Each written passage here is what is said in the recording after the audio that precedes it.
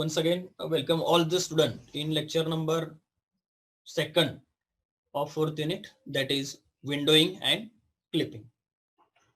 In last lecture, what we have seen? We have seen the basic definitions of windowing and clipping. Then we have seen the process of window to viewport transformations. Then next we have seen the different types of algorithm of line clipping.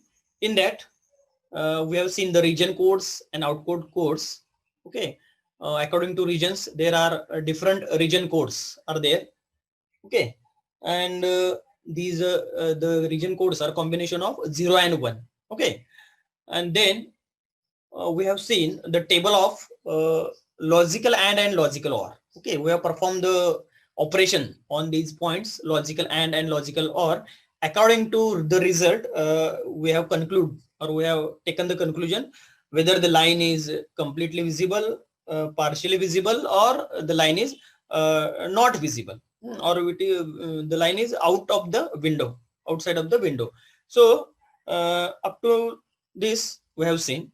But when the line is partially visible, okay, when the line is partially visible, at that time we have to find the intersection point. We have to find intersection point to the window, okay, using the first algorithm, that is Cohen-Sutherland. So today we will see the example based on the Cohen-Sutherland algorithm, and it is asked many times in the MSBT examination for 6 marks. So listen carefully. So let's start. We have seen this table. Okay, in the last lecture we have seen this table. Again, I have repeated this table. So in this, the lines are there, and the end codes or out codes are there according to the region, and we are performing the operation of logical and logical OR. आपण काय केलेलं आहे, operation perform केलेलं आहे logical and logical or. जर logical and आणि logical or जर आपल्याला ऑपरेशन कसं करायचं हे जर माहित नसेल तर I in this table or in this margin I have written this. You can refer this. Okay, so what is the logical and logical OR operation? Okay, bitwise. So according to this, we are calculating the result of each line. Then there may be possibility, 3 possibilities. The line can be completely visible, line can be completely invisible, or line can be partially visible. Okay, so logical and logical OR operation both are 0, then line is completely visible. Okay, then what about completely invisible? When logical and logical are both non-zero, then completely invisible. And what about partially?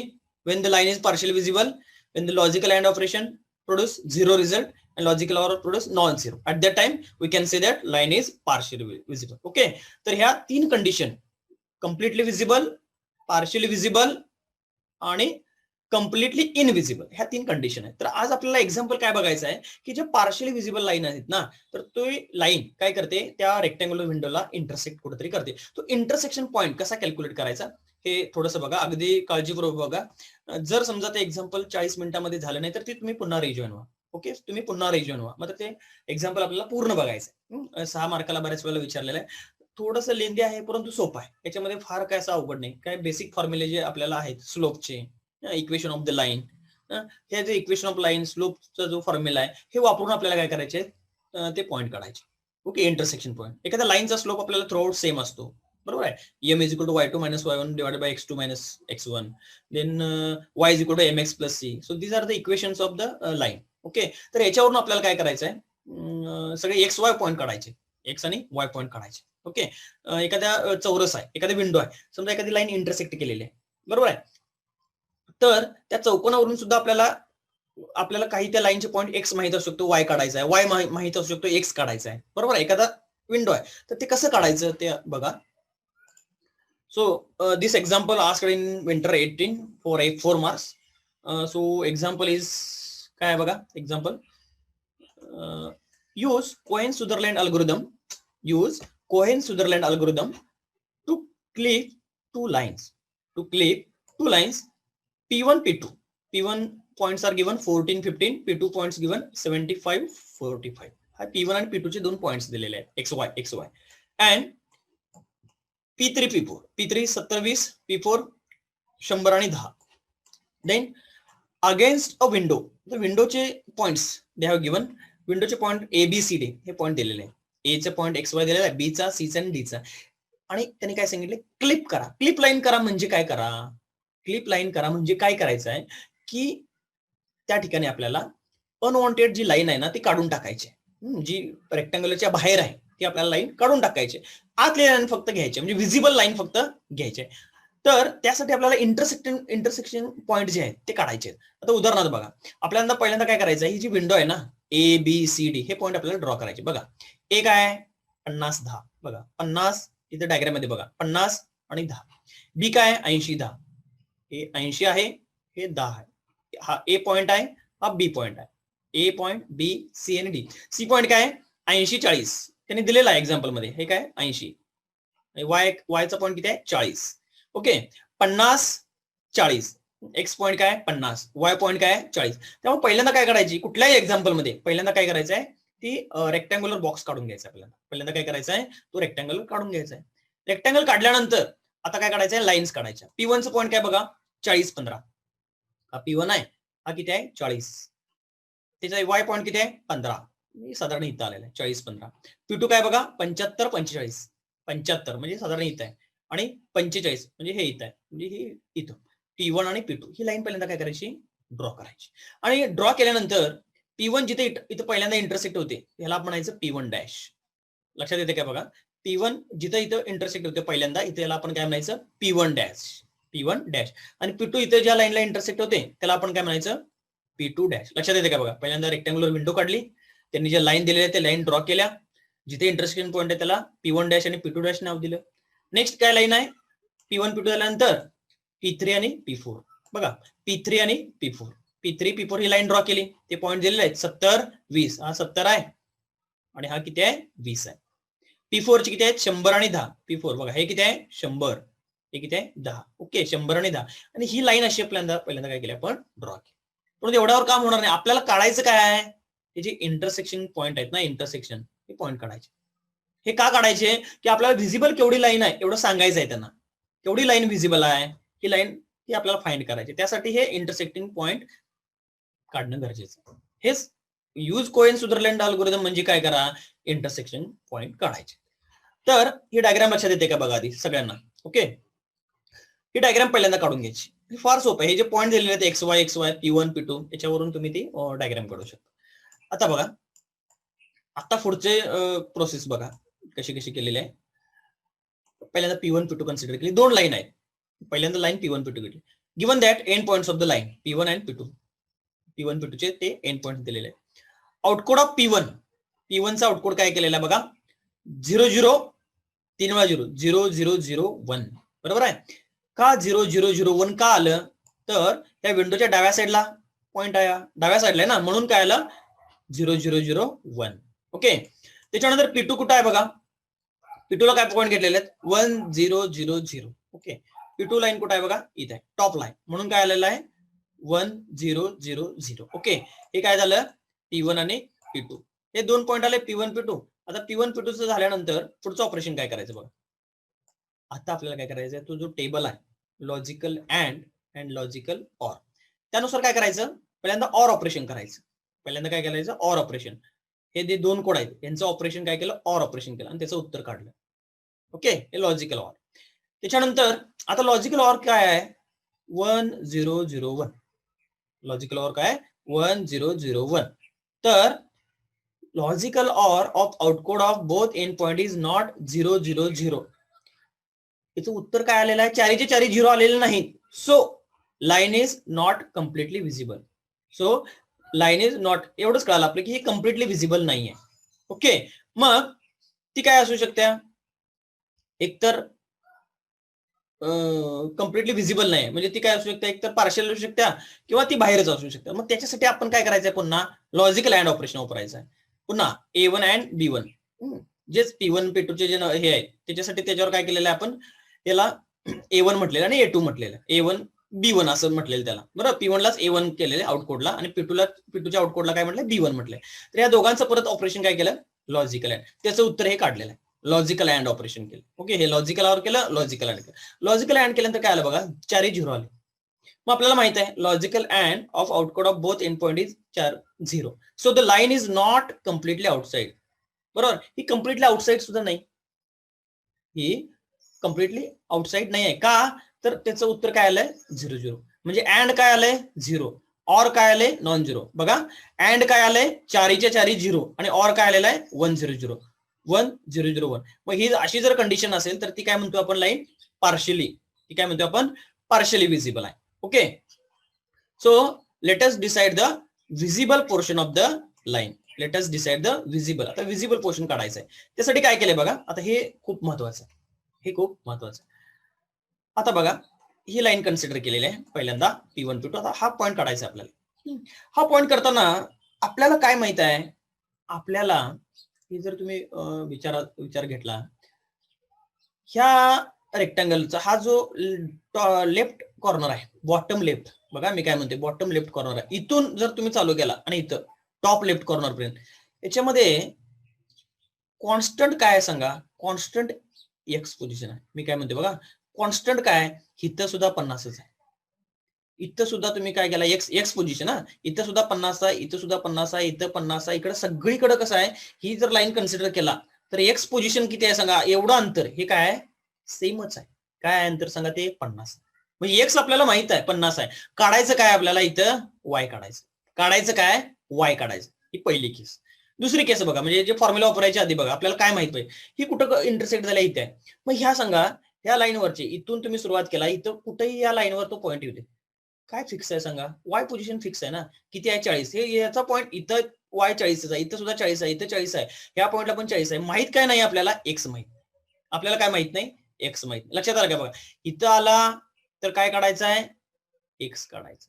ह्या लाईनचं काय काढायचं आपल्याला, Y काढायचं आहे. लक्षात येते काय बघा. हा, मग हे आपल्याला माहित पाहिजे काढायचं काय आहे, त्यानुसार आपल्याला फॉर्म्युले वापरायचे. फॉर्म्युले बघा अगदी सिंपल आहे. काय फॉर्म्युले वापरायचे, पहिल्यांदा आपण काय केलं, स्लोप ऑफ द लाईन काढला. स्लोप काय सांगा, स्लोप ऑफ द लाईन काय केला, x m is equal to, आपल्याला स्लोप माहित आहे, जॉमेट्री मध्ये तुम्ही बघितलाय, m is equal to y2 minus y1 divided by x2 minus x1. y2 minus y1 म्हणजे ह्या ज्या लाईनचा स्लोप हा थ्रू आउट सेम असणार आहे. y2 मायनस y1 करायचं म्हणजे काय आलं, आता y2 म्हणजे काय बघा 45 वजा y1 15, x2 minus x1, x2 किती आहे 75, x1 किती आहे 40, y2 minus y1 divide by x2 minus x1 म्हणजे ही लाईन P1 P2.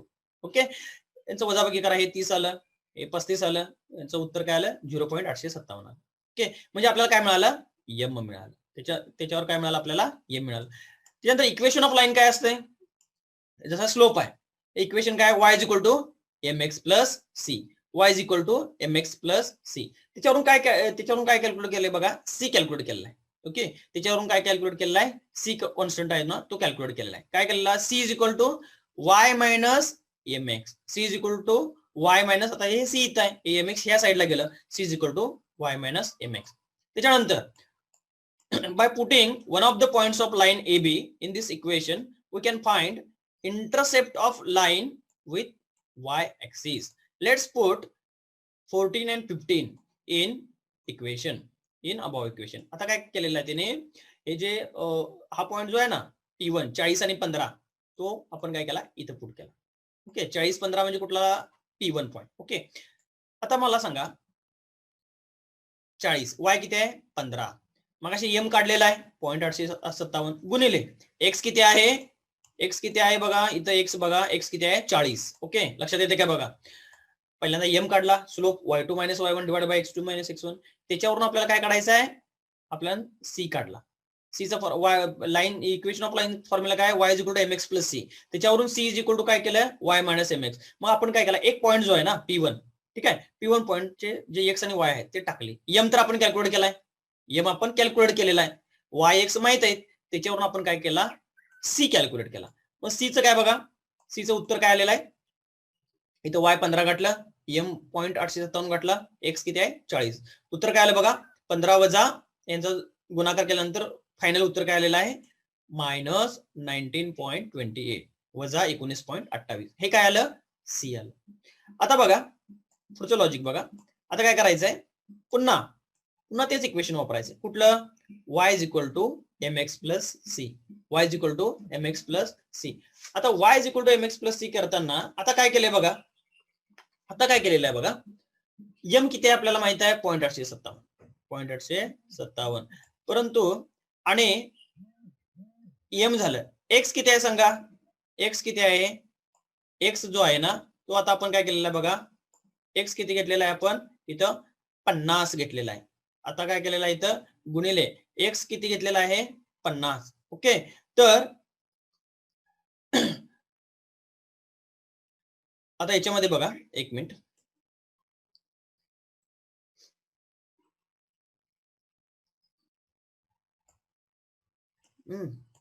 आता तुम्ही म्हणाल सर हे कुठून आलं 50, बरोबर आहे, हे अगदी महत्वाचं, हे 50 कुठून आलं, बरोबर आहे. 50 जे आहे ना ते ह्या पॉईंटचं पण नव्हे आणि ह्या पॉईंटचं पण नव्हे. मी काय म्हणते बघा, P1 पॉईंट मध्ये 50 आहे का, नाही. P2 पॉईंट मध्ये 50 आहे का, नाही. बघा P1 मध्ये पण नाही आणि P2 मध्ये पण नाही. मग हा 50 पॉईंट कुठून आला, बरोबर आहे, हा 50 पॉईंट कुठून आला. आपल्याला काय काढायचं, इथला पॉईंट काय काढायचंय सांगा, इथला पॉईंट y काढायचा. मग x माहित आहे की आपल्याला, का तर ह्याचे पॉईंट हे जे आहेत रेक्टँगल त्याच्यातला ए पॉईंट माहित आहे, ए बी सी डी माहित आहे, बरोबर आहे. मग इथं काय आहे सांगा, ए पॉईंट किती आहे सांगा, ए पॉईंट इक्वेशन मध्ये दिलाय त्याने, काय दिलाय बघा, एचा 50 10 आणि डी चा पण काय बघा 50 40, बरोबर. हे 50 10 50 40 म्हणजे इथला ह्या लाईन वरचा इथला एक्स पॉईंट काय आहे 50 आहे. तो 50 जो आहे ना तो इथे टाकायचा. कुठं टाकायचा, इथे टाकायचा. एम आपण कॅल्क्युलेट केलेला आहे, सी पण आपल्याला कॅल्क्युलेट केलेला आहे, बरोबर आहे का. बघा सी थ्रू आउट सेम असणार पूर्ण लाईनवर, एम जो आहे स्लोप पण सेम असणार. त्याच्यावरून काय केलेलं आहे, आता त्या पर्टिक्युलर पॉइंट मधला वाय काढायचा आहे. त्यासाठी y is equal to mx plus c. M तर आपण स्लोप काढलाय तो थ्रू आउट सेम असणार, सी पण काढला तो पण सेम असणार, बरोबर आहे काय. तर इथं फक्त x काय टाकला, मात्र 50 टाकला. इथं काय टाकला, x काय टाकला 50 टाकला. आणि ह्याच्यावरून काय केलं सांगा, उत्तर जे काय आलेलं आहे ते उत्तर काय आलेलं आहे 23.57.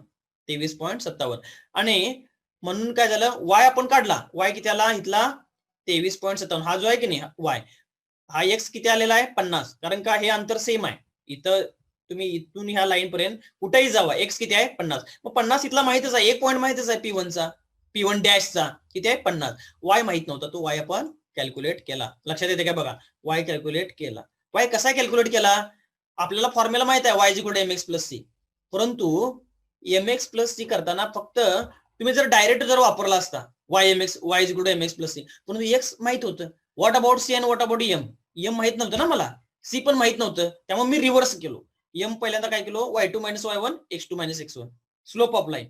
मग त्या पूर्ण लाईनचे पॉईंट टाकायचे P1 P2, ह्याच्यामध्ये टाकून आपण काय कॅल्क्युलेट केला सांगा, एम पहिला कॅल्क्युलेट केला. मग सी माहित नव्हतं, मग सी साठी काय केलं सांगा, सी साठी आपण हे रिव्हर्स केलं, c is equal to y minus mx. मग y पण टाकलं त्याच्यामध्ये, एम पण टाकलं आणि x पण टाकलं. कुठलंच टाकलं सांगा, या P1 P2 मधले एक लाईनचा एक पॉईंट, हा P1 मधले XY टाकले, XY टाकून काय काढलं, सी काढलं.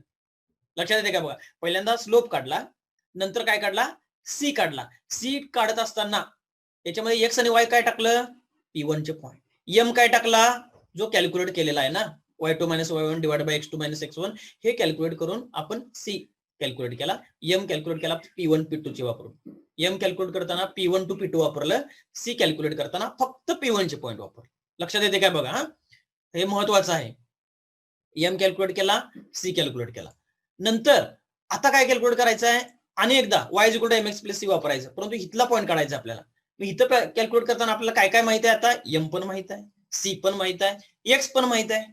एक्स त्या रेक्टँग्युलरवरून घेतला, बरोबर आहे. एम पहिल्यांदा कॅल्क्युलेट केलेला, सी दुसऱ्या स्टेपला कॅल्क्युलेट केलेला. मग आपल्याला तर y काढायला काहीच हरकत नाही, बरोबर. म्हणून काय केलं बघा, y is equal to mx plus c. मग ह्या सगळ्या व्हॅल्यू टाकल्या, एमच्या टाकल्या, सीच्या टाकल्या, एक्सच्या टाकल्या. ओके, एक्स टाकताना मात्र काय टाकायचं, इथं आठवणीनं रेक्टँग्युलरचं आहे की नाही, रेक्टँग्युलरवरनं तुम्ही ते फाइंड करायचं की एक्स कुठला आहे. म्हणजे कुठली लाईन कुठे इंटरसेक्ट होते त्याच्यावरून तुम्ही त्याच्यातला एक पॉईंट आपल्याला दिसतोय, डोळ्यानं आपल्याला दिसत असतो, एक तर एक्स दिसत असतोय किंवा एक तर वाय दिसत असतोय.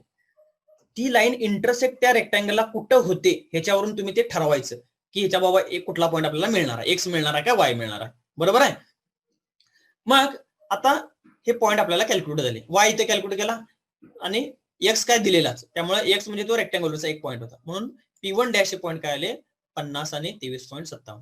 लक्षात आले काय बघा, 50 आणि 23.57 हे 2 पॉईंट लक्षात येते काय बघा. 50 हा पॉईंट आहे दिसतो इथं आपल्याला, आणि 23.57 आपण कॅल्क्युलेट केला, वाय हा आपण कॅल्क्युलेट केला. तर ही प्रोसेस लक्षात येते का बघा. हीच प्रोसेस काय करायची आहे दुसरीकडे पण वापरायची. मात्र इथं रेक्टँगलला कुठं लाईन ती इंटरसेक्ट होते त्यावरून आपल्याला एक पॉईंट आपल्याला माहित असतो. आता बघा ही लाईन इथे इंटरसेक्ट होते ना, आपल्याला काय माहित आहे, इथं जसं आपल्याला काय माहित होतं, ह्या पूर्ण उभ्या लाईनवर एक्स सेम आहे, तसंच ह्या अशा आडव्या लाईनवर काय सेम आहे हे जर तुम्ही विचार केला, तर तुम्ही हे पॉईंट जर विचार केला तर इथं सुद्धा 40 आहे वाय, इथं सुद्धा 40 आहे, इथं कुठेही तुम्ही लाईनला जाणार ह्या पॉईंटला सुद्धा वाय माहित आहे, इथं कॅल्क्युलेट करायचं आहे एक्स. इथं काय माहित होतं, एक्स माहित आहे, कॅल्क्युलेट काय केलं वाय. इथं काय माहित आहे माहित वाय, आपल्याला कॅल्क्युलेट काय करायचं आहे, कॅल्क्युलेट काय करायचं आहे एक्स. हे आपल्याला लक्षात यायला पाहिजे. कॅल्क्युलेट काय करायचं, एक्स कॅल्क्युलेट करायचं काय वाय, आणि दोन्हीपैकी एक आपल्याला माहित असते, त्या रेक्टँगल वरून आपण ते सांगू शकतो. आणि त्यासाठी काय करायचं आपल्याला, y equal to mx plus c चं इक्वेशन वापरायचं.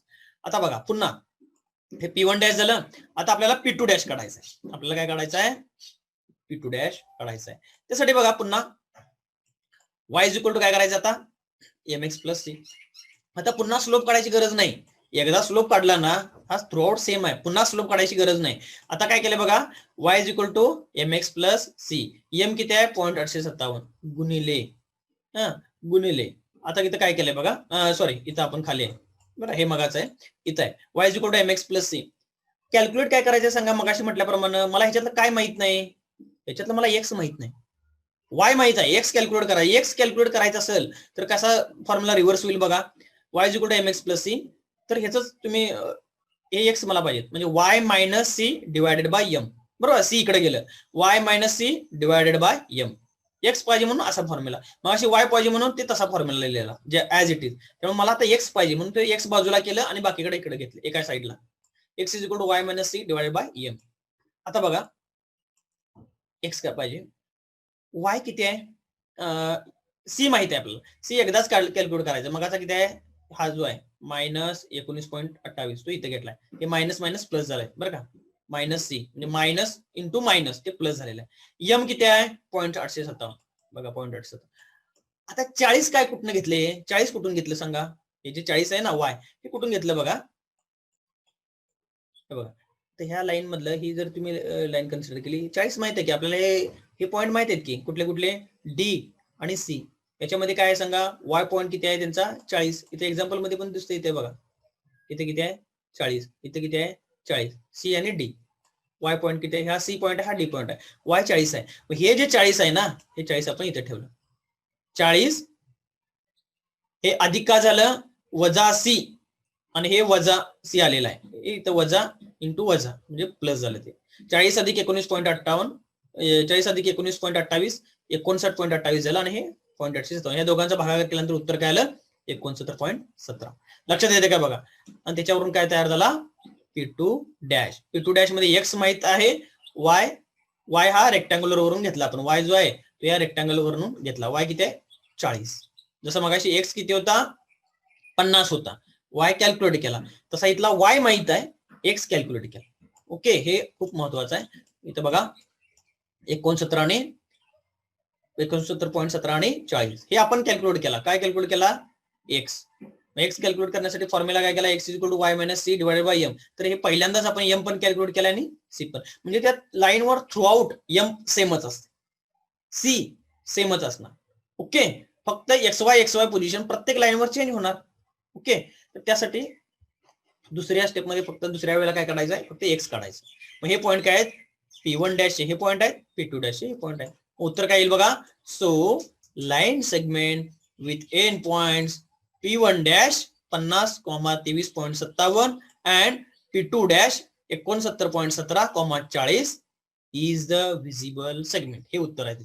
विजिबल काय लाईन आहे, विजिबल लाईन एवढीच आहे, विजिबल लाईन ही एवढीच आहे, P1 टू P2. लक्षात येते का बघा, P1 टू P2 ही एवढीच लाईन काय विजिबल आहे. लक्षात येते काय बघा, कारण थोड्याशा स्टेप्स या काय थोड्याशा लेंदी आहे. पुन्हा एकदा बघा पाहिजे तर पहिल्यांदा सुरुवातीला प्रोसेस काय करायची बघा. असं जेवढे एक्झाम्पल येईल, आता हे विंटर 18ला विचारलंय, ते बुक विंटर 18 म्हणून 18, त्याच्यानंतर सुद्धा काही वेळेला विचारला असेल. विंटर 19 सुद्धा पेपरमध्ये काही एक्झाम्पल आहेत, त्याच्या आधी पण विचारलं. पहिल्यांदा काय करायचं, त्यांनी जो दिलेला रेक्टँगल आहे तो रेक्टँगल आपण ड्रॉ करायचा. ABCD इथून चालू करायचं, ABCD ते ड्रॉ करायचं. हे अगदी सिंपल आहे. ABCD ड्रॉ केल्यानंतर काय करायचं, त्या लाईन आहेत, लाईनचं पण त्यांनी पॉईंट दिलं, ते पण लाईन आपण ड्रॉ करू शकतो. पुढचं सिंपल काय करायचं, आता कुठं इंटरसेक्ट होत्या त्यावरून आपल्याला कॅल्क्युलेट काय करायचं हे ठरवायचं. एक्स काढायचं का वाय काढायचं. प्रत्येक ठिकाणी एक्सच काढायचं नाही, प्रत्येक ठिकाणी वायच काढायचं नाही. आता ही लाईन कन्सिडर करायची. इथं काय केलेलं आहे, आता हे तुम्हाला दिसतंय की बाबा हे थ्रू आउट इथं वाय सेम आहे. कॅल्क्युलेट करायचं काय, एक्स आहे. ह्या लाईनवर इकडे या पूर्ण लाईनवर वाय, म्हणजे आडवी लाईन सेमच आहे, म्हणजे सगळीकडे वाय हे सेम आहे. बदल काय होणार, एक्स इथं एक्स वेगळा आहे, इथे एक्स वेगळा आहे, इथे एक्स वेगळा आहे, म्हणजे वाढत जाणार ना इकडं. मग इथं काय कॅल्क्युलेट करायचं काय, एक्स कॅल्क्युलेट. ओके, मग अजून एक काय आपल्याला माहित पाहिजे, ह्या थ्रू आउट लाईन जो स्लोप आहे ना तो सेम असतो. मग पहिल्यांदा स्लोपच काढून घ्यायचा. स्लोप काढण्यासाठी इक्वेशन काय वापरायचं, m is equal to y2 minus y1 divided by x2 minus x1. एकदा स्लोप तयार झाला तर तुमचं काम सोपं आहे. स्लोप एक कॅल्क्युलेट करायचा आणि काय कॅल्क्युलेट करायचं, सी चा फॉर्म्युला काय, y is equal to mx plus c, equation of line, त्याच्यावरून c is equal to y minus mx. मग हे कॅल्क्युलेट करताना सुद्धा काय करायचं आहे, c is equal to y minus mx calculate करताना आपल्याला लिहायचं कसं आहे की इथला एक पॉईंट आपण कन्सिडर करा. एकतर त्यात हा P1 इथला P1 डॅश करताना P1 चे पॉईंट कन्सिडर करायचे. P जे तुम्हाला P1 चे पॉईंट्स माहित आहेत, एक्स पण माहित आहे, वाय पण माहित आहे, मग ते पॉईंट इथे टाकलेले आहेत. ते पॉईंट बघा इथं हे जे पॉईंट आहे टाकलेले आहेत ना, एक्स आणि वाय. आता P1 चे पॉईंट काय दिलेले आहेत त्यांनी, 40 आणि 15, हेच पॉईंट इथे टाकलेले आहेत. 40 इथे टाकलेला आहे, 15 इथे टाकलेला आहे, m कॅल्क्युलेट केलेला आहे. हेच सगळं हे वापरून व्हॅल्यू वापरून सी कॅल्क्युलेट केला. मग तो प्लस असेल मायनस असेल whatever it may be, c calculate केला, एम कॅल्क्युलेट. हे एवढं एकदा तुम्ही कॅल्क्युलेट केलं तर काही तुम्हाला अवघड जाणार नाही. याच्यावरून काय करायचं बघा, याच्यावरून y is equal to mx plus c equation आहे. y कॅल्क्युलेट करायचं म्हणून डायरेक्ट तुम्ही m ची व्हॅल्यू आली, सी ची व्हॅल्यू दिली आणि x ची व्हॅल्यू टाकताना काय करायची, ह्या रेक्टँगल वरची टाकायची. इथे किती आहे व्हॅल्यू, 50 आहे, बरोबर आहे. ही व्हॅल्यू काय 50 आहे, म्हणून तुम्ही 50 व्हॅल्यू टाकला आणि काय कॅल्क्युलेट केला, y कॅल्क्युलेट, बरोबर आहे. इथे x माहित होतं तुम्हाला, y कॅल्क्युलेट करायचं. दुसऱ्या लाईनला मात्र काय केलं बघा, दुसरी लाईन जी होती ती कुठं होती, इंटरसेक्ट इथं. इथं y सेम आहे, x कॅल्क्युलेट करायचं म्हणून काय केलं बघा, y is equal to mx plus c, x is equal to y minus c divided by m. ह्या फॉर्म्युल्यामध्ये m कॅल्क्युलेट केलेला आहे, c पण कॅल्क्युलेट केलेला आहे. टाकायचं काय त्याच्यामध्ये, y. मग y आपल्याला ह्या रेक्टँगल वरून घ्यायचं. y चे पॉईंट कुठे आहे तिथं तुम्हाला इथं दिसतील, तिथे किती 40 दिसतंय काय तुम्हाला. P2 मध्ये आपल्या इक्वेशन मध्ये ह्या रेक्टँगुलरचे पॉईंट किती आहेत, सी आणि डी चे, हे सी आहे हा डी आहे, दोघांचा वाय पॉईंट किती आहे 40. तर तो 40 कुठे टाकायचा आपल्याला, इथे टाकायचं. लक्षात येते काय बघा. म्हणजे शेवटी ज्यावेळेला आपण काढतो ना एक्स किंवा वाय, त्यावेळेला त्या रेक्टँगुलरचा पॉईंट टाकायचा एक्स आणि वाय. आधीचे मात्र P1 P2 कशासाठी वापरायचे, स्लोप काढण्यासाठी P1 आणि P2 बोथ. स्लोप काढण्यासाठी, सी काढण्यासाठी P1 एकच P1 वापरला. त्याच्यानंतर एक्स पॉईंट कॅल्क्युलेट केला, झालं. मग याच्यावरती तुम्हाला मगाशी याच्यामध्ये वाय माहित होता, एक्स कॅल्क्युलेट केला, त्यामुळे हे P2 चे पॉईंट P2 डॅश आणि हे पॉईंट कसले होते मगाचे होते ते हे P1 डॅश. झालं उत्तर. उत्तर काय बघा, so line segments with end points P1 dash 50 23.57 and P2 dash 69.17, 40 is the visible segment. बरोबर, हे तुम्हाला लिहायला पाहिजे. व्हिजिबल काय किंवा P1 चे आणि P2 चे पॉईंट काय आहेत हे तुम्हाला लिहायला पाहिजे. बघा अजून एकदा बघा पाहिजे. इथं कॅल्क्युलेट काय केलंय, y कॅल्क्युलेट केलंय, इथे कॅल्क्युलेट काय केलंय, x कॅल्क्युलेट केलंय. हे करण्यासाठी फक्त दोनच इक्वेशनचा वापर करायचा, एक स्लोपचा आणि एक इक्वेशन ऑफ लाईनचा. लक्षात येते का बघा. बघा पुन्हा एकदा बघा, कारण का हे कसं आहे, सुरुवातीला ऑर ऑपरेशन अँड ऑपरेशन हे नावालाच आहे, हे तुम्हाला डोळ्यानं पण दिसतं की बाबा हे पार्शियल विजिबल आहे, हे तुम्हाला माहित आहे. फक्त तेच तिथं उत्तर लिहायचं आहे. हे असं ऑपरेशन आहे. तुम्ही ते 001 नाही जरी लक्षात ठेवला तरी चालते, का तर तुम्हाला दिसतंय ना हे पार्शियली विजिबल, आणि क्वेश्चन हे तुम्हाला तेच विचारतात प्रश्नपत्रिकेत की पार्शियली विजिबल असलेलीच लाईन देणार, तुम्हाला काय कम्प्लिटली विजिबल किंवा कम्प्लिटली इनविजिबल देणार नाही. ते काय क्वेश्चन होऊ शकणार नाही. आपल्याला लाईन ही एक तर एका ठिकाणी इंटरसेक्ट झालेली असेल किंवा काही ठिकाणी दोन ठिकाणी इंटरसेक्ट झाले असेल, असेच पॉईंट देणार. आता बघा ही P3 P4 कन्सिडर केलं तर ती एकाच ठिकाणी इंटरसेक्ट झाल्या, ही 2 पॉईंट मध्ये नाही, फक्त एकाच पॉईंटला इंटरसेक्ट झाल्या. लक्षात येते का बघा. तर हे जे लॉजिकल अँड आणि लॉजिकल ऑर आहे ना, तुम्ही त्याचा काय नाही विचार केला तरी चालेल. जे उत्तर आहे ना, हे असं उत्तर आहे, ह्याचं उत्तर ऑर ऑपरेशन करायचं, अँड ऑपरेशन करायचं. So line is partially visible. Direct एकदम लिहिला तरी चालते, फक्त ऑपरेशन मात्र करायचं ऑर आणि अँड. आणि खाली डायरेक्ट लाईन काय लिहू शकतो, hence the line is partially visible. Partial visible आहे म्हणून आपण हे जे इंटरसेक्टिंग पॉइंट आहेत ना ते कॅल्क्युलेट आपण करायचे आहे. लक्षात येते का बघा. आपण पुढचा पॉइंट कॅल्क्युलेट करूया. 1 मिनिट राहिलेला आहे आपल्या मीटिंगचा. तर आपण फक्त काय करूया आता, P3 P4 एकच पॉइंट कॅल्क्युलेट करायचा. कुठला कॅल्क्युलेट करायचा आहे, एकच पॉइंट. आता बघा मला सांगा, आता ही P3 P4 आहे बरोबर आहे. ह्याच्यातला कुठला पॉइंट माहिती आहे आपल्याला सांगा. आता जर तुम्ही व्यवस्थित विचार केला तर ही जी लाईन अशी उभी लाईन आहे बरोबर आहे, ह्या रेक्टँगलची कशी लाईन आहे, अशी उभी लाईन आहे. तर इथं पण 80च आहे, इथं पण 80च आहे, इथं पण 80च आहे. P2 इथं जरी वर गेला तुम्ही सी पॉइंटला तरी 80च आहे. म्हणजे बी आणि सी चा तर बघा आपण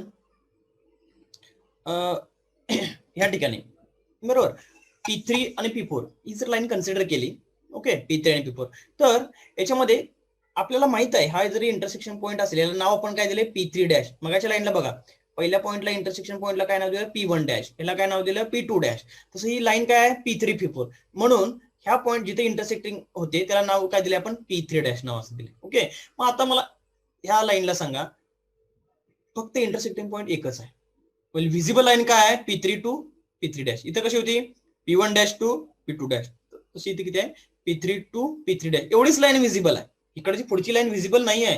तर मग आपल्याला एवढाच पॉईंट काढायचा आहे. मग एवढाच पॉईंट काढण्यासाठी आपल्याला दिसतंय की हा पॉईंट कुठल्या याच्यावर आहे, वाय आहे ना P3 डॅशचा, हा 80 आहे, हा दिसतोय आपल्याला. एक्झाम्पल मध्ये पण दिलंय त्यांनी, बी पॉईंट आणि सी पॉईंट बरोबर आहे. ह्याचा किती पॉईंट आहे, एक्स पॉईंट, सॉरी कुठला पॉईंट सेम आहे, एक्स पॉईंट. 80 आणि 80 हा सेम आहे. तुम्ही इथं जर गेला, इथं गेला, मध्ये गेला, तर सगळीकडे अंतर काय आहे, एक्स अंतर सेमच आहे. जसं P1 डॅश काढताना एक्स पॉईंट सेमच होता, काय होता तो 50, काय होता 50, इकडं सेमच होता बरोबर आहे. तसं इकडे गेला तर एक्स किती आहे, एक्स किती आहे 80, हे त्यांनी दिलेलं आहे इथं सी आणि डी मध्ये, सॉरी बी आणि सी मध्ये किती आहे 80 हे दिलेलं आहे बघा, 80 10 आणि 80 40. ओके, तर हे 80 आपल्याला माहित आहे. कॅल्क्युलेट काय काढायचं आहे, कॅल्क्युलेट काय करायचं आहे, वाय करायचं. कॅल्क्युलेट काय करायचं आहे आपल्याला, वाय करायचं. आता त्याच्यासाठी आपल्याला काय करायचं, आता ही लाईन वेगळी, मग स्लोप वेगळा येणार, सी वेगळं येणार. लक्षात येते का बघा, ह्या लाईन साठी एम सेम होतं आणि काय सेम होतं तुमचं, सी सेम होतं. परंतु ह्या लाईन साठी पुन्हा तुम्हाला काय करायला लागणार, स्लोप काढायला लागणार एम, आणि पुन्हा तुम्हाला काय काढायला लागणार, सी कॉन्स्टंट.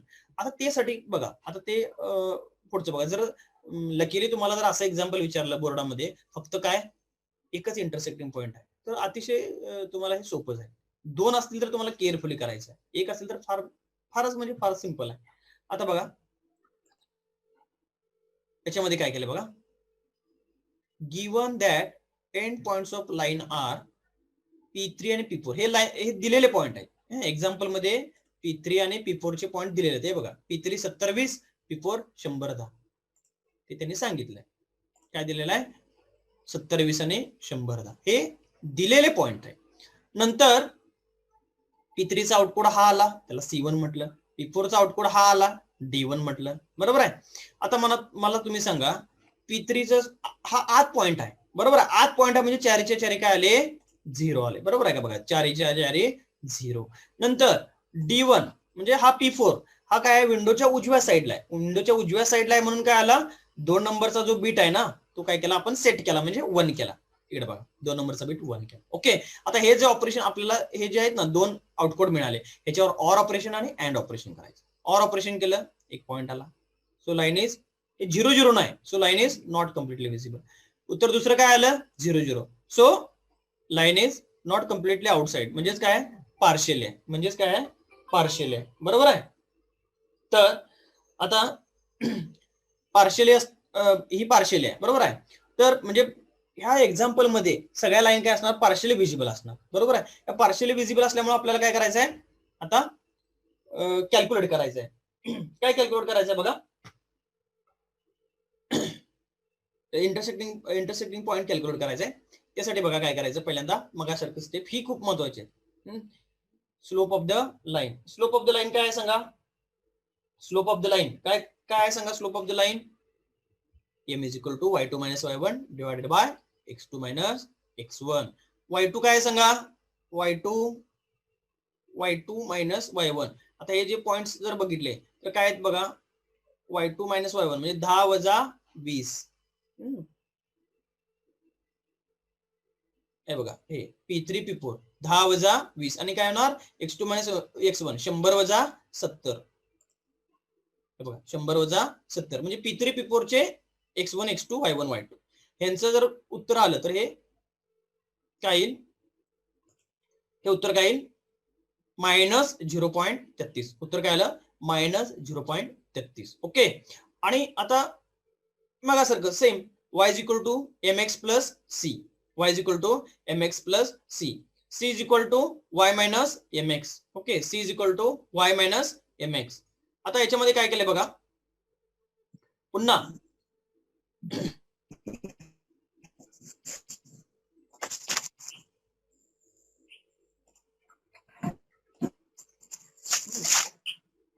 आता काय कॅल्क्युलेट केलंय बघा,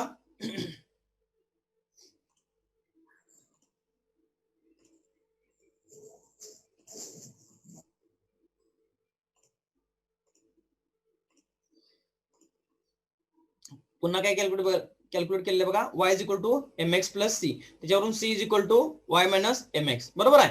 मग याच्यामध्ये काय केलंय बघा, c is equal to y minus mx. आता बघा y minus mx. आता y काय आहे बघा, y काय आहे बघा, आता याच्यातला एक पॉईंट टाकलेला आहे बघा, काय केलेलं बघा, याच्यामध्ये 70 आणि s म्हणजे p3 पॉईंट जे आहेत ना, p3 बरोबर आहे, p3 पॉईंट किती आहे 70 आणि 20. त्यामध्ये 70 कुठे टाकलेलं आहे, x मध्ये, 70 कुठे टाकलेलं आहे इथं, x आहे 70 आहे, y किती आहे सांगा, p3 पॉईंट 20 आहे, x काय आहे 70, y काय आहे 20, कुठला पॉईंट p3 म्हणजे कुठला पॉईंट सांगा, हा आतला पॉईंट आहे की नाही p3, ह्याचे x आणि y टाकायचे. जसं इथे मगाच्या लाईनला p1 च्या वेळेला x आणि y टाकलं, तसं p3 p4 च्या वेळेला x आणि y कशाचे टाकायचे, p3 चे टाकायचे, p3. आता काय केलंय बघा, इथं x आणि काय टाकलं तुम्ही, म्हणजे x आणि y. ओके, तर x किती होता इथं 70 होता आणि y किती होता याचा 20 होता. ओके, आणि स्लोप काय काढलेला आहे, y2 minus y1 divided by x2 minus x1. त्याचा उत्तर काय आलेला आहे -0.33. ह्या व्हॅल्यू टाकल्यानंतर उत्तर काय आलं 43.1. बघा प्रोसेस सेमच आहे, पहिल्यांदा स्लोप काढला, नंतर सी काढला. एवढं जरी काढला तर तुम्हाला मार्क मिळणारच आहे, बरोबर आहे. जरी 4 मार्काचं एक्झाम्पल असलं तरी तुम्हाला प्रत्येक स्टेपला हे मार्क आहे. असं नाही की याला नाही आलं म्हणजे डायरेक्ट 0 मार्क पडणार नाही. तर एक कोणी काढेल, स्लोप कोणी काढू शकते, y2 minus divided by x2 minus x1 slope काढू शकतो.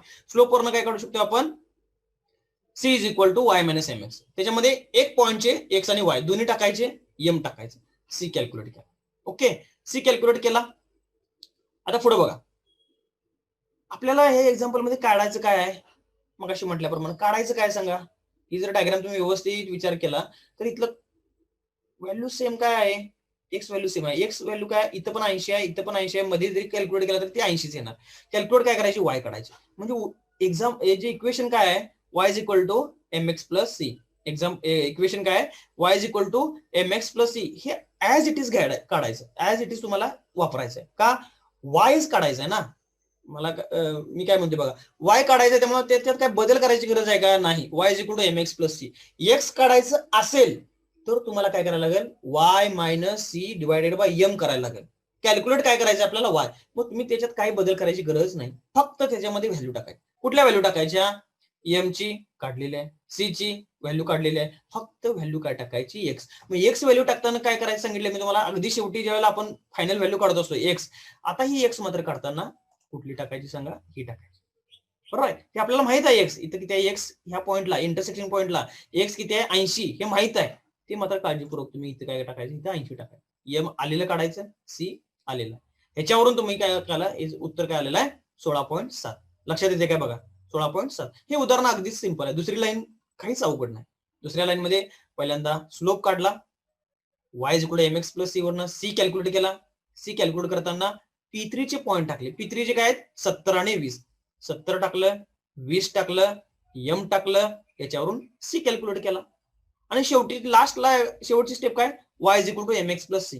हे पुन्हा पुन्हा वापरलंय. y इज इक्वल पहिल्यांदा y is equal to mx plus c कशासाठी वापरलं, सी कॅल्क्युलेट करण्यासाठी. मी काय म्हणते बघा, 2 वेळाला वापरायचं आहे y is equal to mx plus c. पहिल्यांदा जे वापरायचं आहे ते कशासाठी वापरायचं आहे, फक्त त्याच्यातला सी कॅल्क्युलेट करायचा आहे. सी कॅल्क्युलेट करताना एक्स आणि वाय ची व्हॅल्यू कुठली टाकायची, त्या लाईन मधला जो कुठला तरी एंड पॉइंट आहे ना, तो एंड पॉइंट घेऊन एक्स वाय टाकायचा, एम कॅल्क्युलेट केलेला काढून तुम्ही काय करायचं, सी कॅल्क्युलेट करायचं. पुन्हा परत आणि एकदा y is equal to mx plus c वापरायचं. 2 वेळा वापरायचं आहे y is equal to mx plus c. लक्षात येते का बघा, पहिल्यांदा कॅल्क्युलेट करायचं आहे, सी कॅल्क्युलेट करायचं, त्यावेळेला तेच इक्वेशन वापरायचं. दुसऱ्या वेळेला पुन्हा आणि एकदा y is equal to mx plus c वापरायचं आहे. ठीक आहे, ते मात्र कशासाठी वापरायचं आहे, इंटरसेक्टिंग पॉईंटसाठी. इंटरसेक्टिंग पॉईंटसाठी दुसऱ्यांदा पुन्हा एकदा y is equal to mx plus c वापरायचं आहे. मग त्यावेळेला सगळं सोपं असतंय, m पण आलेलं असतंय, c पण आलेलं असतंय, आणि x किंवा y हे कुठलं घ्यायचं आहे मात्र, रेक्टँगल वरचं. हे कुठलं घ्यायचं आहे, रेक्टँगल. म्हणजे शेवटच्या वेळेला x किंवा y जो घ्यायचा आहे ना, x कॅल्क्युलेट करायचा असेल तर y घ्यायला लागेल, y कॅल्क्युलेट करायचा असेल तर x घ्यायला लागेल. मग कुठला घ्यायचा x किंवा y, रेक्टँगल वरचा. रेक्टँगल वरचा हे महत्वाचं. तिथे जाऊन तुम्ही आणि कन्फ्युज व्हायचं नाही की इथं आता x आणि y कुठला घ्यायचा, बरोबर आहे. तर अशा पद्धतीने तुम्ही काय कॅल्क्युलेट करा, y कॅल्क्युलेट करा.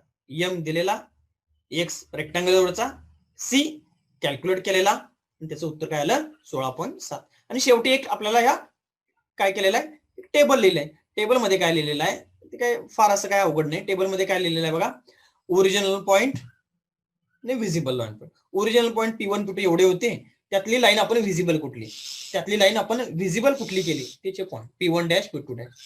परत ओरिजिनल लाईन सेगमेंट काय होती, P3 P4 होती, त्याच्यातली व्हिजिबल लाईन केवढी आहे, तेवढी लिहायची आहे. बरोबर, तेवढंच लिहायचं आहे, दुसरं काही लिहायचं नाही. याच्यातली व्हिजिबल लाईन जी आहे ना, याच्यातली पहिल्या लाईन मधली P1 डॅश P2 डॅश, ह्याच्यातली केवढी लाईन व्हिजिबल आहे सांगा, P3 टू P3 डॅश. इकडची लाईन व्हिजिबल नाही बाहेरची, मग ती सोडून द्यायची. P3 to P3 dash. P3 चे पॉईंट आपल्याला दिलेले आहेत, P3 डॅश आपण कॅल्क्युलेट केलेला आहे. या ठिकाणी P1 डॅश आपण कॅल्क्युलेट केलंय, P2 डॅश आपण कॅल्क्युलेट केलंय. लक्षात येते का बघा. तर हा शेवटी फक्त लिहायचे ओरिजिनल पॉईंट आणि visible line segment, original line segment आणि व्हिजिबल लाईन सेगमेंट असं लिहायचं. झालं हे एक्झाम्पल. तुम्हाला काय फार असं काय असं अवघड नाही, एकदम अतिशय काय सिंपल आहे. ओके, तर थोडस प्रॅक्टिस करा. आणि काही एक्झाम्पल मी अजून घेणार होतो, तर आता थोडासा वेळ झालेला आहे, तर आपण काय करूया, आपण इथं बराच वेळ झालेला आहे, त्यामुळे आपण इथं आपण थांबूया. इथं काही मी तुम्हाला हे करेन,